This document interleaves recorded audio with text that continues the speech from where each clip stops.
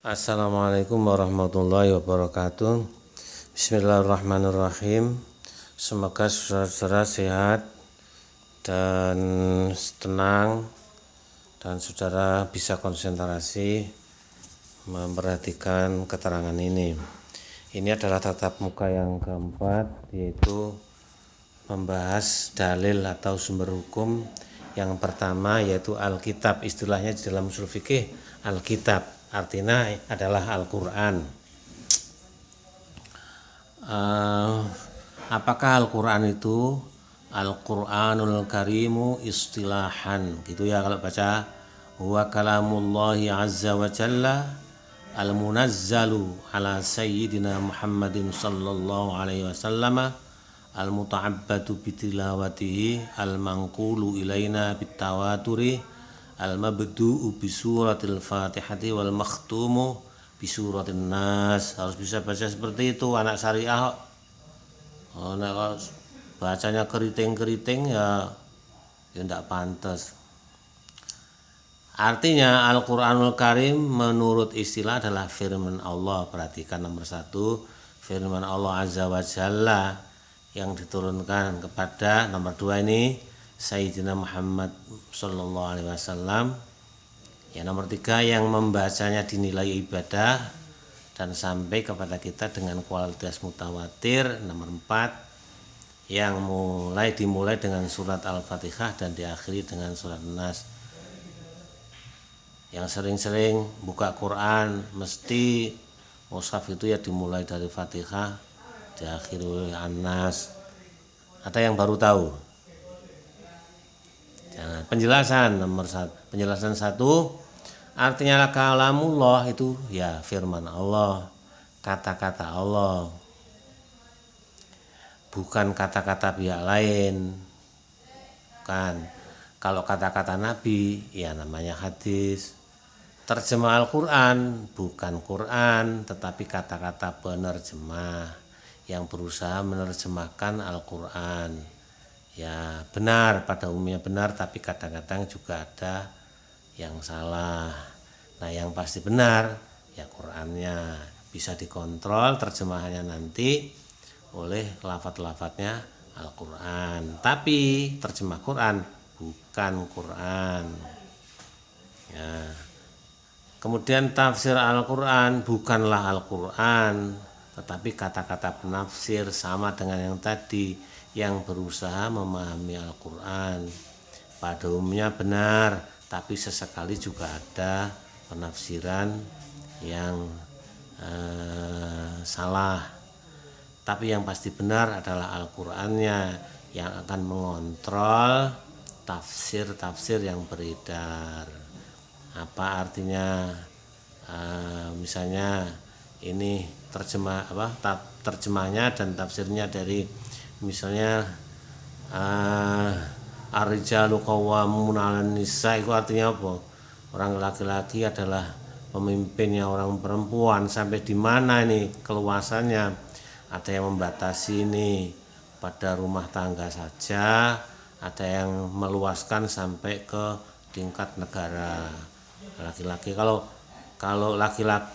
penafsirannya itu terbatas di rumah tangga, berarti peranan laki-laki yang seperti itu hanya di rumah tangga.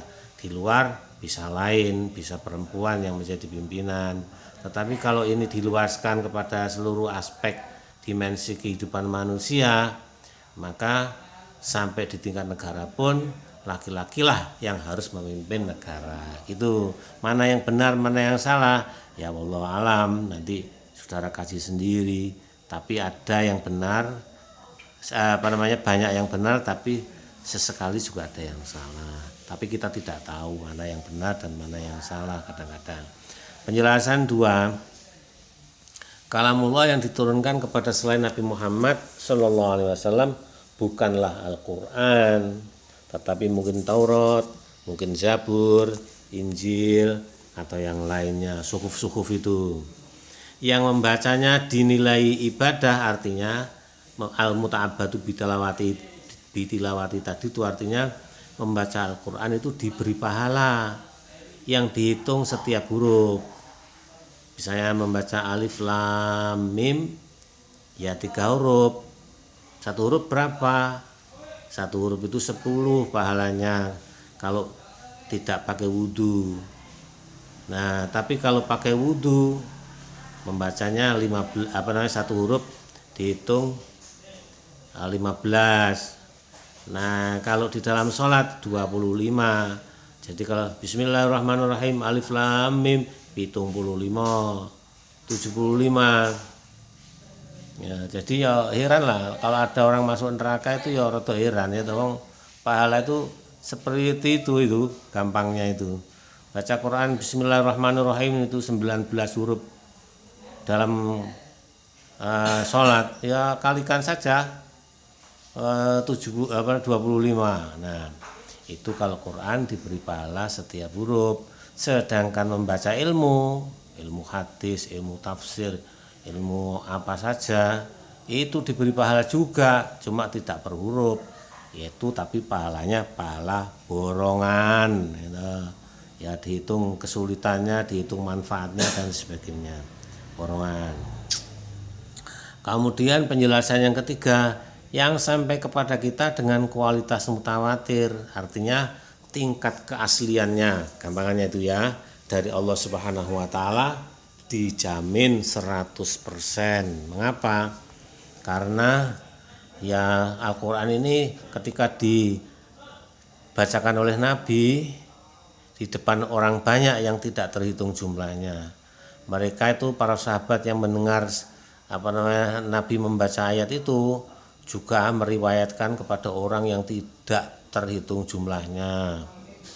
Lah para sahabat ini juga akan mengajar Quran kepada murid-murid yang tidak terhitung jumlahnya. Nah, tidak mungkin kan satu orang itu bersekongkol untuk berbohong. Seperti kalau misalnya siapa presiden Amerika sekarang? Oh, namanya Donald Trump. Di mana kita mendapatkan jawaban seperti itu? Ya di mana saja. Di Indonesia, di Australia, di Selandia Baru, di Inggris, semuanya orang menjawab Donald Trump.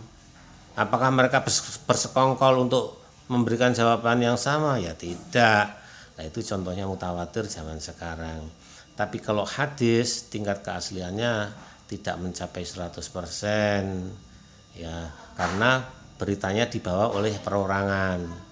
Mungkin mendengarkan Nabi itu 2 orang lalu diajarkan kepada 4 orang, lalu kepada 8 orang gitu. Tidak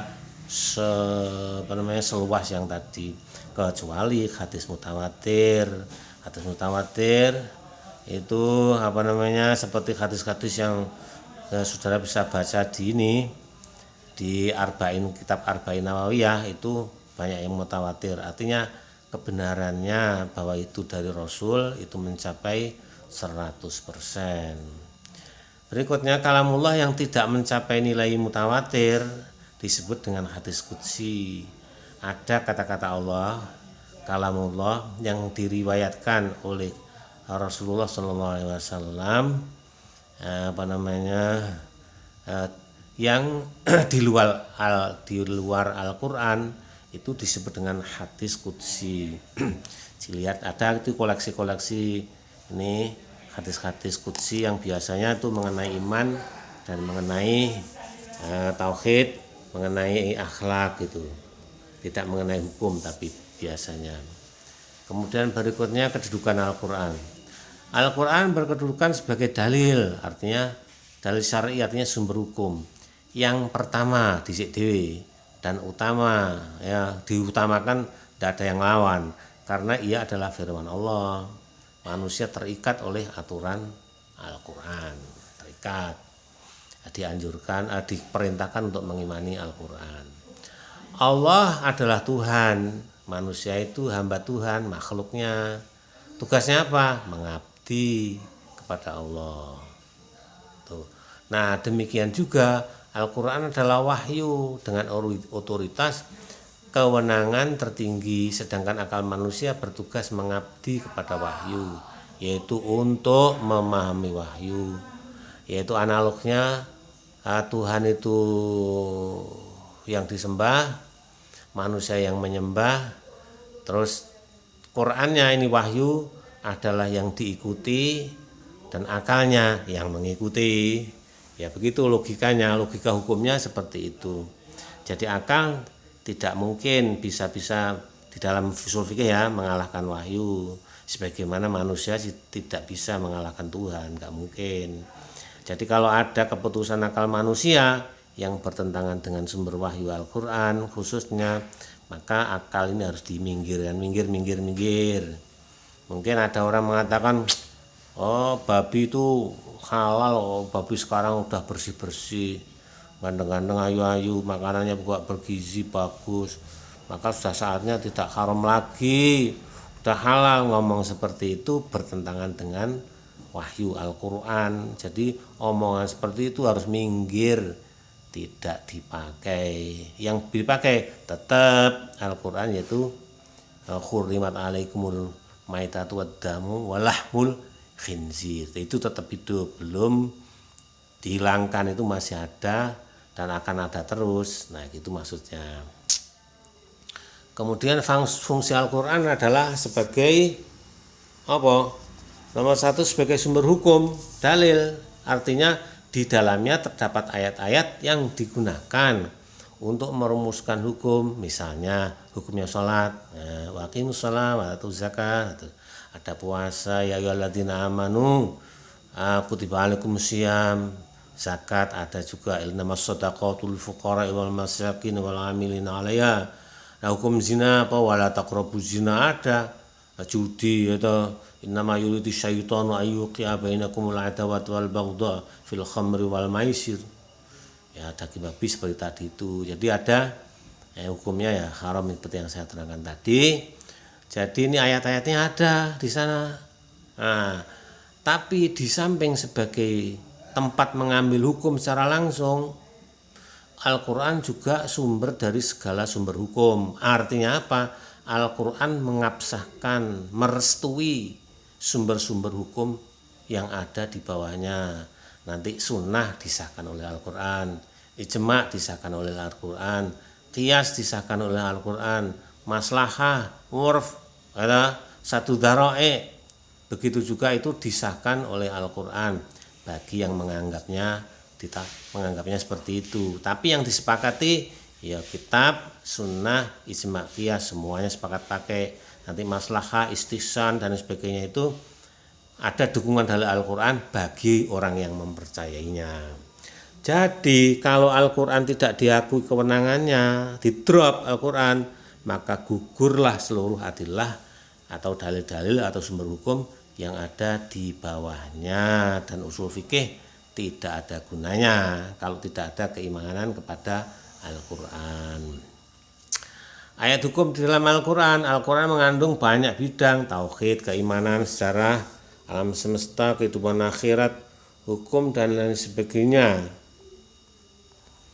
Kisah-kisah zaman dulu itu termasuk sejarah, kisah nabi-nabi, kisah Nabi Adam, ada yang alam semesta, ya ayyuhalladzina amanu, ya ayyuhan nasu, ya ma'syaral jinni wal insi, ini istata'tum an tanfudu min aqtaris samawati wal fanfudu, la tanfuduna illa bisultan. Nah itu tentang alam semesta. Kemudian yulujul laila fin nahar wa yulujul nahara fil lail dan sebagainya. Kehidupan akhirat, nanti ada neraka, ada surga, ada yang beruntung, ada yang tidak beruntung. Nah itu di akhirat nanti, di hari kiamat. Nah, kemudian ada ayat mengenai hukum. Nah ayat mengenai hukum ini adalah 500-an jumlahnya, yang diantara 6.000-an ayat ada ayat hukum. Nah ayat hukum mencakup ibadah, ini ringkasnya ini. Nanti kalau diperinci banyak. Ibadah, sholat kita, zakat, puasa, haji, muamalah ini perdata. Tadi itu hubungan dengan Allah, sekarang pada manusia ini perdata, jual beli, sewa menyewa, kemudian hutang piutang, kemudian sewa menyewa itu sudah tadi ya, terus upah mengupah, kemudian pesen barang, inden dan sebagainya. Terus munakahah, pernikahan. apa syarat rukun dan syaratnya nikah, bagaimana tata caranya, bagaimana mengenai mas kawin, bagaimana mengenai mencari jodoh dan sebagainya. Dan jinayah, pidana, apa hukumannya orang membunuh, apa hukumannya orang mencuri, itu ada ayat hukum itu kira-kira jumlahnya 500-an. Ya sementara itu materinya. Nah, tugas saudara baca sendiri ya. Itu sudah berkali-kali kemarin. Pokoknya kalau tidak pas ya waktunya ya dianggap ya tidak sah dan mahasiswa dinyatakan tidak hadir. Juga saya minta saudara-saudara benar-benar belajar untuk membaca baca tulis Quran yang bagus ya. Bergurulah pada siapa saja yang kira-kira bisa, termasuk dengan anak-anak yang lebih muda dari saudara juga boleh, nggak apa-apa. Pokoknya jangan lewatkan kesempatan di perkuliahan ini untuk bisa berlatih membaca tulis Al-Quran dengan yang baik. Jangan sampai bacaannya keriting, tulisannya keriting, anaknya juga keriting gitu. Nah ini memalukan, nanti kuliah sarjana ya, sarjana ini SH, sarjana hukum Islam, maca Fatihah yang peletot ini yang menyebabkan malu. Sekolah yang di UIN Ponorogo ya wis lah. Kemudian selamat belajar, semoga barokah, amin, diperhatikan baik-baik ya, semoga barokah. Sekian, alhamdulillahirabbil alamin. Assalamualaikum warahmatullahi wabarakatuh.